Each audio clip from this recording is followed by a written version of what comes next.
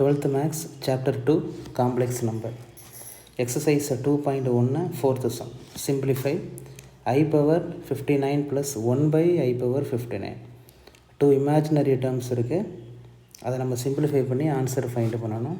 First part I power 59. இப்போ இந்த answer எப்படி ஃபைண்ட் பண்ணணும் அப்படின்னா, பவரை நம்ம ஷார்ட்கட் யூஸ் பண்ணி ரெடியூஸ் பண்ண போகிறோம். இங்கே பவர் 59 இருக்குது, அது கிரேட்டர் தென் 4, அதனால் 4th டேபிளில் டிவைட் பண்ணணும், 4ஆல் டிவைட் பண்ணணும்.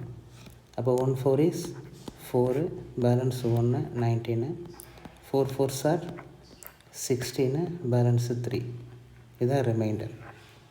அப்போ இந்த ஷார்ட்கட்டை நம்ம யூஸ் பண்ணிக்கலாம். I power 3.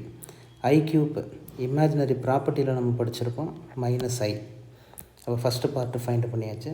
Second part 1 divided by I power 59. Same process தான், ஆனால் டினாமினேட்டரில் இருக்குது. 59 ரிமைண்டர் வந்து சேம் 3 தான். அப்போனா I3 which is equal to 1 divided by I3 ப்ராப்பர்ட்டியை யூஸ் பண்ணி மைனஸ் I அப்படின்னு போட்டோம். இப்போ இங்கே ஒரு சின்ன ஒரு ரிசல்ட் நம்ம யூஸ் பண்ண வேண்டியது இருக்குது. அது என்ன ரிசல்ட்னா, இமேஜினரி நம்பர் டினாமினேட்டரில் இருக்குது. அப்படி இருந்துச்சுன்னா ஐயால் மல்டிபிள் பண்ணி ஐயால் டிவைடு பண்ணணும். அப்போ தான் டினாமினேட்டரை நம்ம ரியலாக கன்வெர்ட் பண்ண முடியும்.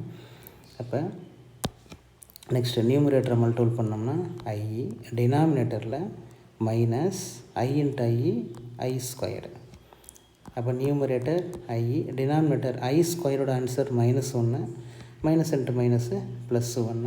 அப்போ த ஃபைனல் ஆன்சர் I. இப்போ first part minus I, second part plus I. இப்போ நம்மளுக்கு இங்கே சிம்பிளிஃபை பண்ணும்போது 2 பார்ட்டையும் நம்ம என்ன பண்ணணும், ஆட் பண்ணணும். அப்போ தேர்ஃபோர் கிவன் கொடுத்துருக்கதை எடுத்து எழுதிக்கிறேங்க. அப்போ 2 ரிசல்ட்டையும் அப்படியே ஆட் பண்ண வேண்டியதான், minus I plus I. Answer என்ன ஆயிரும், 0 ஆயிரும். இதுதான் ஃபைனல் ரிசல்ட்.